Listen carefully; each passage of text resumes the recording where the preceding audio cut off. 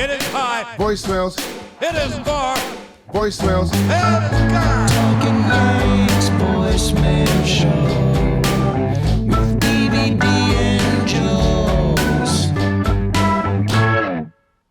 Hello and welcome to the Talkin Yanks voicemail show. It's a show by you, for you.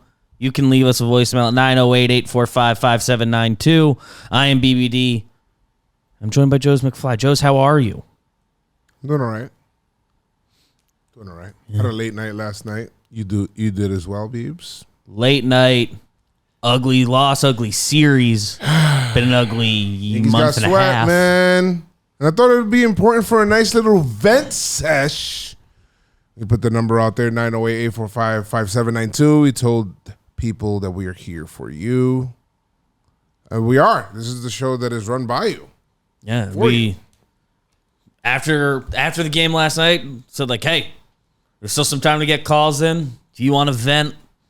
You Feel can free. vent. And I think we got a lot of calls in that we're just gonna let them all rip. Yeah, we're going to go ahead and try to get as many as you guys as possible. Try to react to some stuff here. And I'm going to go out on a limb and say nobody's happy. I think a lot of people that called are upset about how this week went. Okay. But only one way to find out.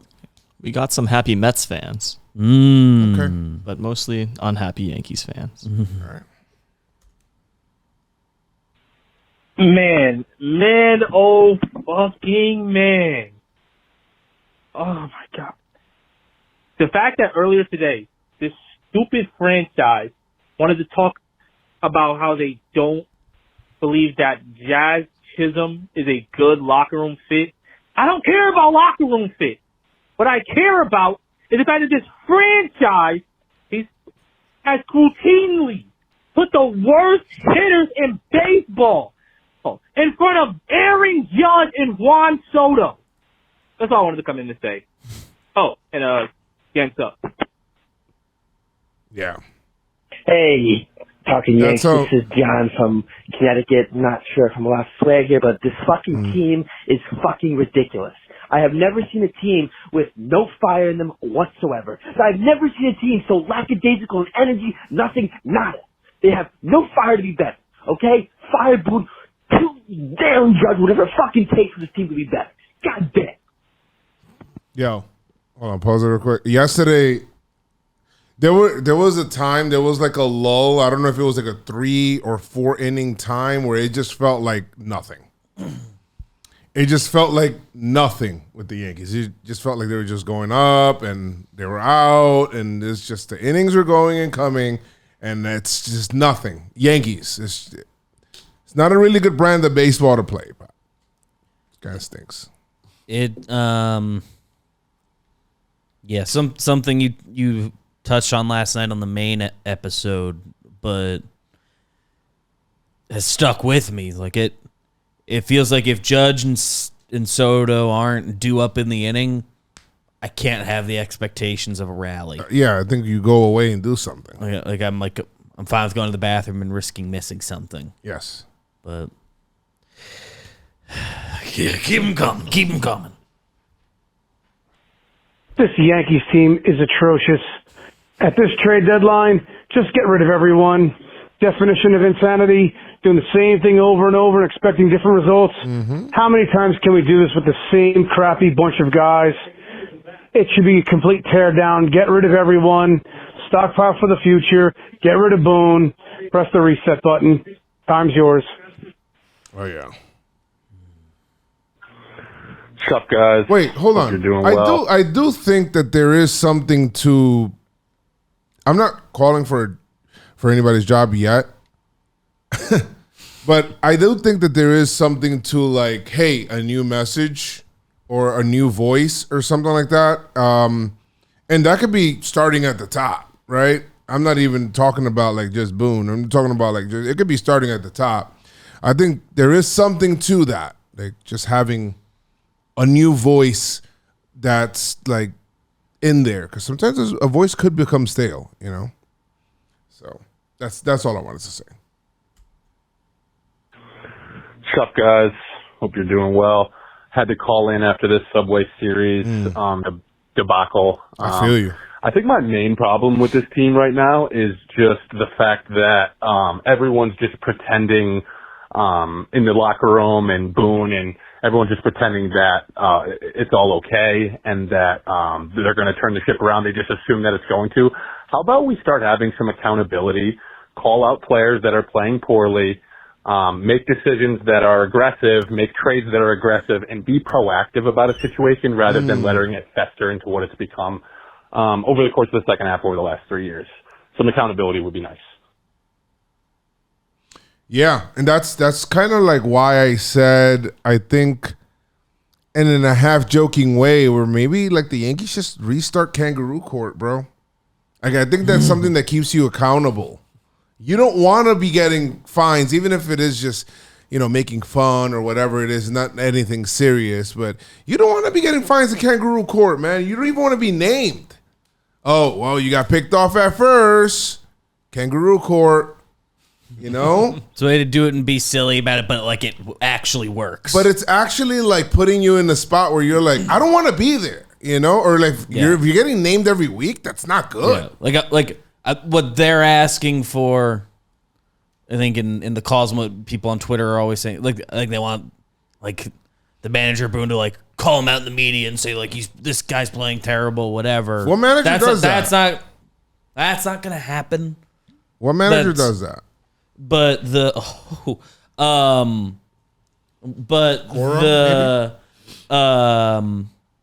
Kangaroo Court thing, or like just some system of internal accountability, right? Which, sure, can I rule out the Yankees having something like that? No, I cannot. Right.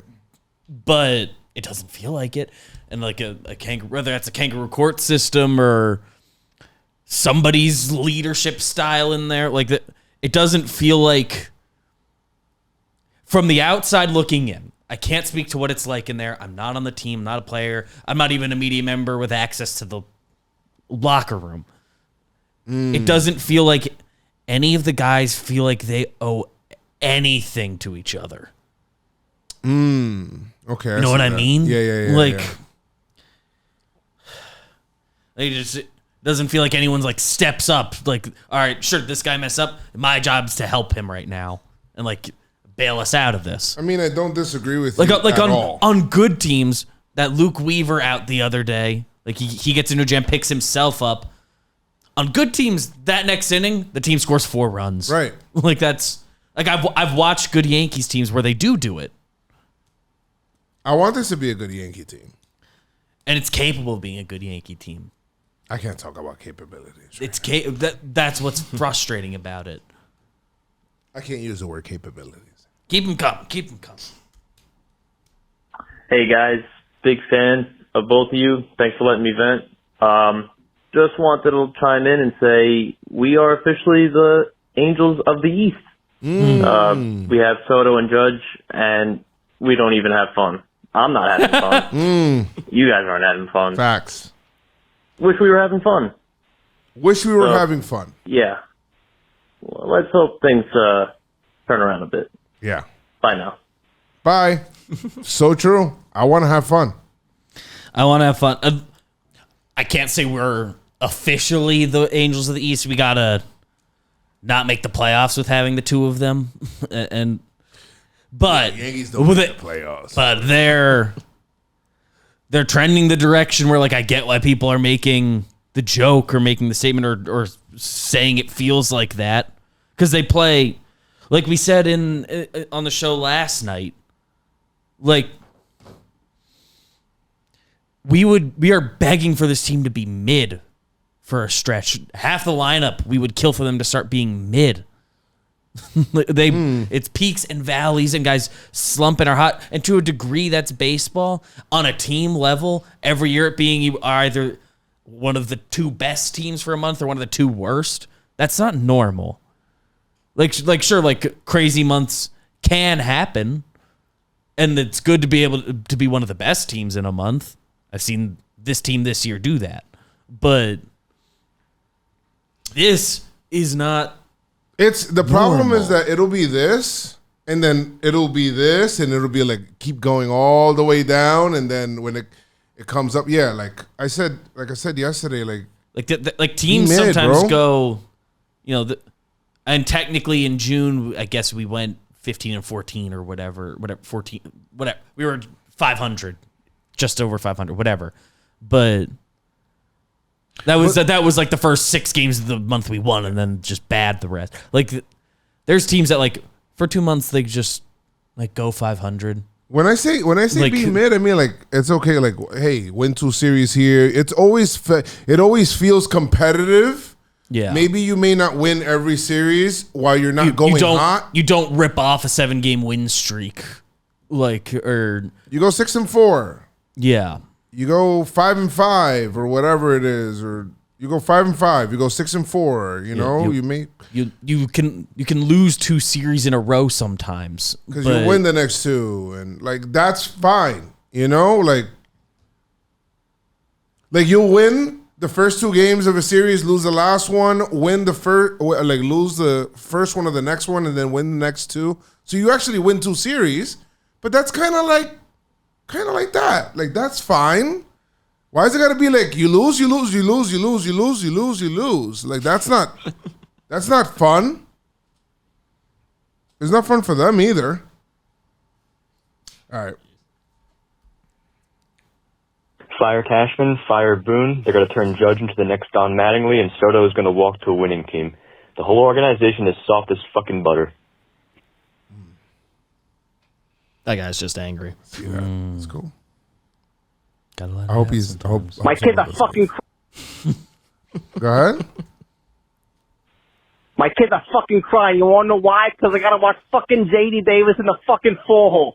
Seriously. They say, oh yeah, they're only gonna win because they got 2 fucking players. You only got fucking 1. Aaron Judge is a no-show in the fucking playoffs. Who the fuck is this Omar Narvaez guy? Who the fuck is this guy? Get the fuck Why out is of he here. getting straights? Why is Omar getting? I mean, it's not his fault. Why is he getting straight? Catcher. I just want to say for the record, I've never had less fun watching a team. And just how many years in a row are you going to watch an Aaron Boone team have the same lifeless, no balls, no fight approach to playing baseball, right? They have no fight, they have no hope, they have no attitude. And the at-bats just look the same year in, year out. And just, I don't know why it's accepted. Okay, that's all. It does feel like sometimes it goes on for too long in terms of like we talked about the peaks and valleys. It feels like the valleys are allowed to go like really long before you acknowledge that it's an actual problem.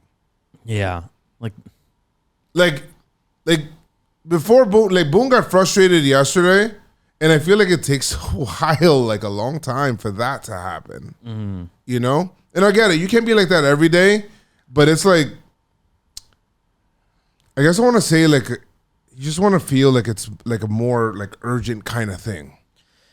It takes whatever. I get why Boone isn't gonna answer the question of like at what point is it not just a bad stretcher, but like they haven't acted like this period is a problem. They say like, yeah, we obviously need to play better because that is obvious. They need to play better, and sure, and I get it. Boone's job, and the guys in the clubhouse, their job, and the way baseball players are like, I'm trying to like trained isn't the word I'm looking for, but the way they're conditioned is like to try not to get too high, too low. Right. I get that, and I'm not saying I want them to be like devastated down but at no point during this is like anybody said something that makes it feel like this is an actual problem and like something needs to change. Yeah, he's all right. They've shuffled the lineup a couple times. They've whatever, but every time any of them are asked a question about it, they just say, "Yeah, it's a tough stretch," as if it's only been like just like 2 bad weeks. The people that I see that talked about it are the people that like there's certain like Soto hasn't been like Yankee-fied yet, so he'll say stuff like, "Yeah, there's it can't just be us two." Yeah, but that's the same thing with Stroman. Like Stroman hasn't been like ingrained in the Yankee like, "Hey, everything's okay" culture. Like, so he'll say stuff like, "Yeah, we got to help him out. We got to help them out. It can't just be them two." So why can't everybody have that same message? Like, it just feels like, you get what I'm saying, Beebs? It just feels like those people are the ones that kind of speak out like that. That's like the best. The people that have the quotes we probably have liked the most over this are the people who haven't been, who just like got to the team and have certainly not been like trained to answer questions like, right. Even Verdugo, who's been perhaps the worst player on the team during this stretch, defense, whatever. But like even he has had like, he'll break off a decent quote every now and then. Like not even about like this stretch specifically, but like that first game in Boston when he was still going well, saying like, "Oh, they'll probably greet me like a Yankee," and that's just a good answer. That no Yankee says anything. Yeah. That just that good, and that's part of what they like. They don't want the headlines, and again, I get that. That's what we're going for.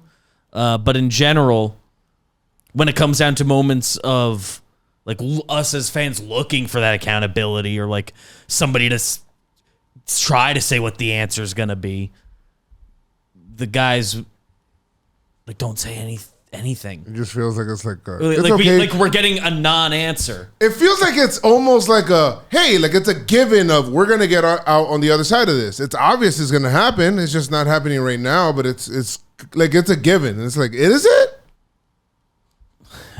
Is it a given? Can you promise that? Are you that like? There's no way that you can be that sure that it's a given that you're going to come out on the other side. Like, there's nothing assured in baseball like that. No, nothing's promise. All right. Let's go. I find myself doing this thing where I'm rooting for the Yankees to lose because I want them to change, and I want there to be this massive uproar that forces change, and I feel really bad doing it, but I have to do it to keep my sanity. I get what you're saying, but I'll never I just can't bring myself to root for the Yankees to lose. Win. I've never had, I always want them to win. I'm not saying that what you're saying is, I get the perspective you're coming from, Pop. Where you want them. Again, trying to find the positive in what a loss would bring. He's trying to, what he's saying is that he wants the losing to happen so that it humbles them more, I guess, but it's not humbling them. The Yankees still feel like they're the Yankees that were winning and with those Derek Jeter teams. I don't know why. Like, they feel like they have, like, they're just another MLB team, really. What have they done that's been like necessarily, more special than any other team that you can say? I mean, let's call a spade here, bro. Like, I'm a Yankee fan. Yes, I'm a Yankee fan. Yes, but just to be plainly honest, for the last 15 years or 14 years, because they won the World Series in 2009. I'm not gonna say 2010. You know what? I'm gonna absolve them until 2012-ish. I think those teams were really good, right? 2012. That's it. I think from there on, it's been like this. Well, we're good or whatever it is. And then we had the aging vets that aged out. And then we had the youth that came in 2016 with Gary Sanchez in them. And then we let that ended up fizzling out. But then it always feels like, yeah, man, like we're because we, of course we make the playoffs and all of that stuff. But it's not like they're never yes, they're never actually bad on the whole for a season. Like they're within reach of a playoff berth, but like yes, we've never watched 100-loss team, right? But, and I appreciate them for that. I really do. I do. There's an appreciation there for that. But to be honest, Beebs, like, we're just another team that's like, we're okay, we're good, Of course, our payroll and stuff like that, but we're not like, we haven't done anything spectacular like some of these other teams that have been to, like the Astros and what they did, and we know what they did. And I know part of what went into that. Right? But like even teams like the Dodgers or stuff like that, and they've only won one, and it was 2020. It is hard to win, but let's relax a bit, man. I don't want to make them lose. If you're saying you want them to lose because you want to change and you want new voices to be valued in the organization, I think what you want is what I want, which I kind of want Hal to be more like involved. Because I feel like that's the only one that could kind of top to bottom in the organization can hold anybody accountable that he wants. I don't think there's anybody there that is above reproach from Hal, if Hal wants to actually enforce that. So yeah, the question that's is where it has to come from. Is he going to do that? That's where it has to start, guys. Let's be honest. All right, one more venting call, which leads into a question for you guys. Okay. Sure. Joez, BBD, I hope you guys are doing good because Yankees fans as a whole, we're not doing good, are we?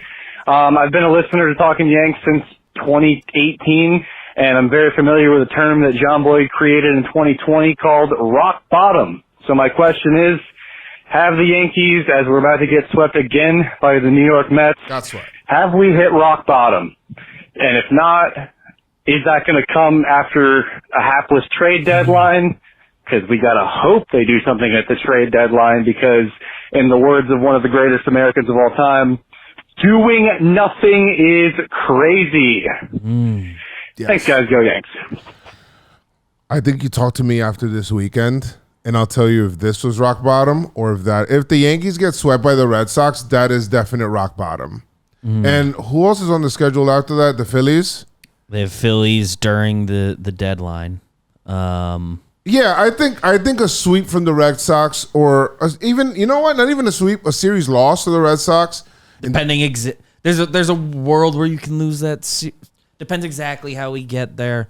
I would guess a sweep definitely. I would guess a series loss probably feels rock bottomy. Credit to my guy Jimmy for a lot of things. I owe him many things in my life. Not the inventor of rock bottom.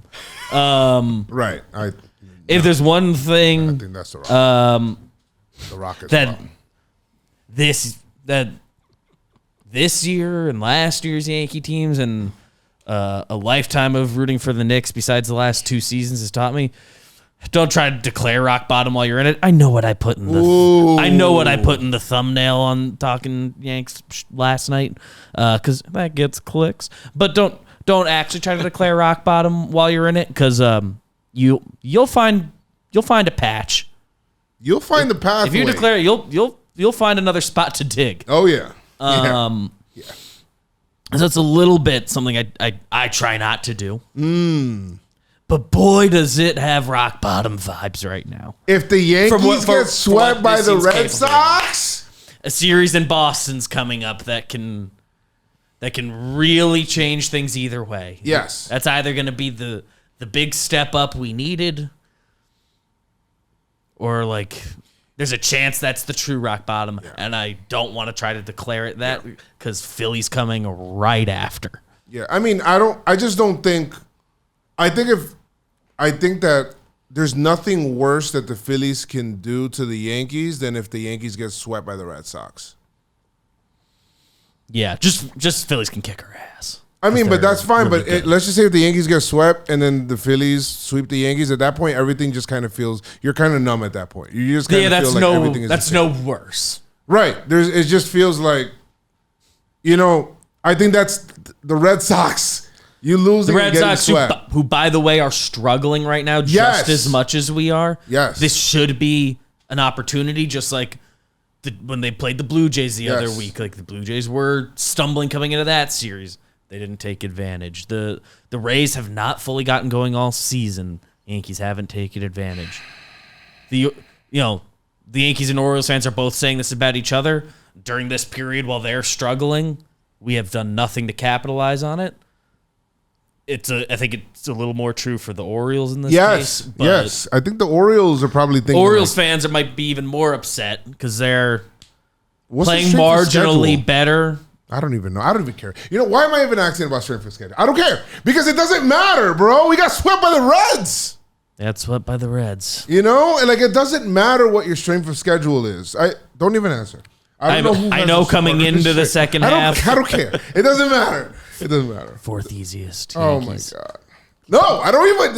Yeah, you told me that. That's gonna even get me even more mad if we lose games. Fourth easiest schedule down the stretch for the Yanks. You know what really is like it's not like I don't even view it like positively. We'll see after the deadline. Okay. But as I'm looking at it right now, the Yankees have on paper such an easy August.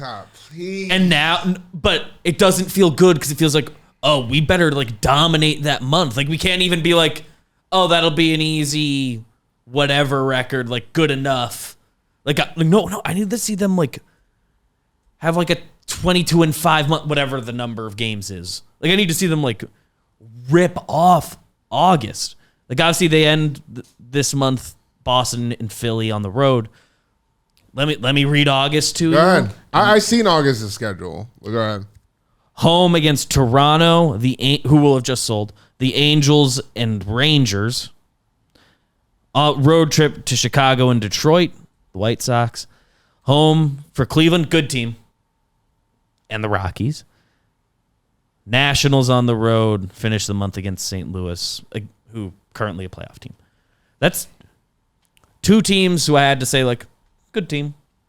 The rest are teams that are, like, the beatable teams in baseball right now. Rangers playing a little better, whatever. And it doesn't even feel like that's awesome. Like a lot of people would say it and be like, "That oh, good. An easy time coming up." Like that's like almost more pressure because they've been playing like this for so long. It's like you kind of have to make up all of it in August to feel anything. And it's baseball, like things can happen. Even if the Yankees were rolling right now, you can lose a series to the Tigers any given time period. That's baseball. But like the pressure is on. They will have just made these trades, so it's hopefully an opportunity to be the catalyst along with an easy schedule and get everybody feeling good. Hopefully I want to see a brand new team in August. I want to see like a bunch of new bodies. Yes. And there's no part of the team that's off limits for an upgrade. Well, you know. Well, Soto Judge. I don't think we can upgrade. But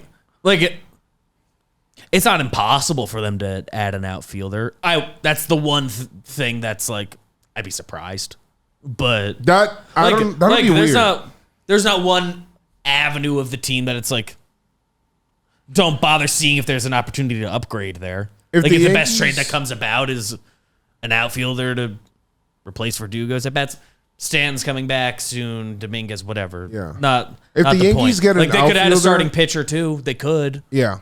I think they will. Bullpen they need. I think they will get a starter. If this was the show, MLB the show, and we were doing a franchise mode, the season's played out to here, we wouldn't be adding just one infielder. Right. And I don't expect more than one infielder, which is crazy. Me either. There's the market's also. Let's see.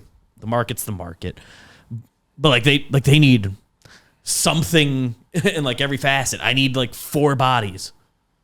I need a new like second best reliever. Yes, new reliever for sure. The team better look. I need like way supplemental relievers. People. How far do you think Jason would be if he's starting minor league games? I would assume that's at least like 2 weeks before he's at a point where he can play every day. Like he's probably gonna have like 2 weeks of like, they'll play no back-to-backs for the first like we'll play here, they're not there, whatever for 6 days is like an every other thing. Then he'll get like a back-to-back, an off day, a back-to-back, or like 2 days in center and a DH day, whatever. I would assume if like 2 weeks from whenever he like resumes playing games, because technically it won't be a rehab assignment because he's currently just a minor leaguer. So I don't think they'll be able to phrase it as like he's on his rehab assignment right now. I would, and it's literally just me saying a number, but in my head, 2 weeks after that is when it's like we should consider getting him up here now if he's feeling good. Mm-hmm. Because they need that. When we're playing with like what's our like ideal lineup we could put together, and we stumbled into Dominguez leading off or batting between Judge Stanton. And last year, the week we saw Jason Dominguez, he batted third. If he batted leadoff, I think this Yankee would be a bomb squad. If they listen, they gotta bat him. I really want to see him lead. If you're talking about Dominguez, Soto, Judge, Stanton, the acquisition, and everybody else, I'll take that. I'll take that team. Yeah, I'll take that with team. more productive players Volpe around at them. 9. With more I'll take productive that. players around them. And Austin Wells has just been actually hitting well. What Ben Rice is giving with another like great hitter around, that's much more. Those guys that'll will feel much get more like a infinitely better. contribution. Those guys will get infinitely better. What Volpe's been doing since the break, he's in 6 games. He's looking better. He looks a little refreshed. I need them At the bottom of the order around this lineup that we're saying. That feels so much better. Beebs, I need players good enough to push Volpe to 9 and put Wells at like 7. Yeah. And in a weird way, when we were just saying the lineup before, 8. I could still see Wells 4 just as the breaking up. But whatever. Maybe. I don't get too caught up in what the order is, but just to break up Judge Stanton. He may be the big beneficiary then. For Wells Giancarlo. could really benefit from Giancarlo being back and getting to just be between Judge Stanton, especially if Stanton comes back and looks like he did most of the first half. I would be very excited to have that. But the Yankees got to also have, I think the Yankees should shore up also the bench pieces that can come in. And I know that's obviously something that, of course you would love to have that. But, just like other players, like a Taylor type, like a Chris Taylor type. They If currently you can get something like that. Like in a normal game versus a right-handed starting pitcher, they don't have bench pieces they'd actually use. Right. Like a homer off the bench. There's an avenue where that's fine, but they currently have like if they had a righty starting pitcher, like they don't use Jahmai Jones or JD Davis like at all.